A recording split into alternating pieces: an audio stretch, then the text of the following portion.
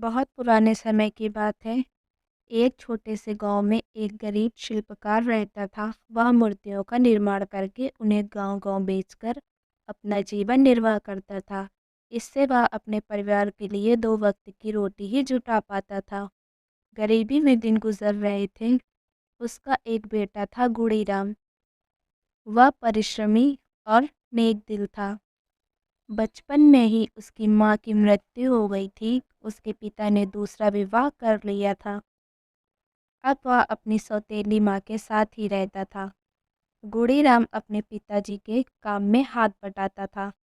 वह पिताजी के साथ जंगल वाली खदान पर जाकर मूर्तियों बनाने में काम आने वाला पत्थर खोदकर लाता। हाथ में छेनी हथौड़ा लेकर स्वयं भी पिताजी के साथ साथ पत्थरों पर आकृति उकेरने का प्रयास करता। उसे इस काम में बड़ा आनंद आता। एक दिन वह अकेले ही जंगल की खदान पर पत्थर लेने चला गया। वहाँ सफ़ेद वस्त्रों में एक बूढ़ा बाबा बांसुरी बजा रहा था।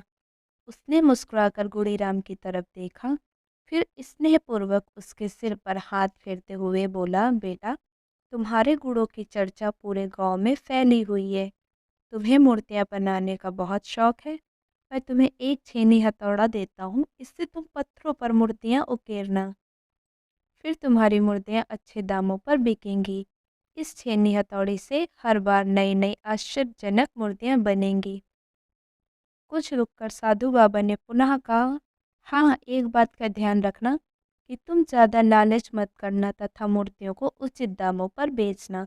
यदि तुमने लोभ में पड़कर इससे ज़्यादा दाम लेने की कोशिश की तो इसका परिणाम बुरा होगा। इनसे मूर्तियों का निर्माण करते करते तुम्हारी कला में भी निखार आएगा। इतना कहकर साधु बाबा अंतर्धान हो गए। गुड़ीराम खुशी खुशी वह छेनी हथौड़ा लेकर घर वापस आ गया। उसने अपने माता पिता को भी छेनी हथौड़ा दिखाए और पूरा वृत्तांत कह सुनाया। उसके माता पिता सब बातें सुनकर बहुत खुश हुए। अब गुड़ीराम तरह तरह की कलात्मक मूर्तियों का निर्माण करने लगा। हर मूर्ति अपने आप में सुंदर और सजीव लगती थी। अब बाजार में उनकी मूर्तियां अच्छे दामों पर हाथों हाथ बिक जाती।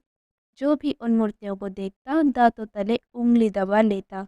अब उन लोगों की दरिद्रता समाप्त हो गई थी। उनके राजा ने एक महल बनवाया। शाही महल में श्रेष्ठ मूर्तियां स्थापित करवाने की इच्छा राजा ने अपने मंत्री से प्रकट करते हुए कहा, हमारे इस शाही महल में ऐसी मूर्तियां लगवाई जाए कि लोग आश्चर्य से देखते रह जाएं।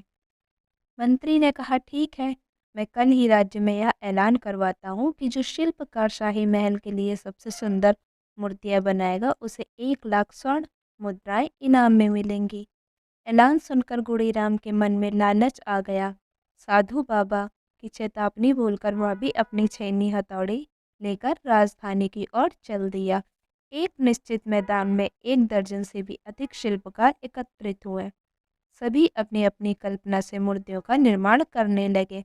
तकरीबन 3 हफ्ते उपरांत सभी शिल्पकारों ने अपनी अपनी मूर्तियां पूर्ण कर ली। फिर राजा और मंत्री ने एक मूर्ति को देखना शुरू किया। गुड़ीराम की मूर्ति सुंदर और मुंह बोलती सी लगी। राजा ने गुड़ीराम की मूर्ति का चयन कर वैसे ही 10 मूर्तियां और बनाने का आदेश दिया। गुड़ीराम रात दिन मूर्तियों के निर्माण में जुट गया। 7वीं मूर्ति का निर्माण करते हुए हथौड़ी फिसल गई और जोर से उसके हाथ पर लगी। हाथ लहूलुहान हो गया। छेनी उछलकर पत्थरों के ढेर में गुम हो गई।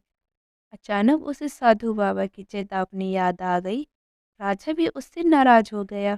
उसकी आंखों में झरझर आंसू बहने लगे। गुड़ीराम को अपनी करनी का काफी पश्चाताप हुआ। उसकी छेनी हथौड़ी न जाने कहाँ विलीन हो गई। गुड़ीराम ने फिर कभी लालच न करने की कसम खाई। वह मूर्ति कला में दक्ष हो चुका था।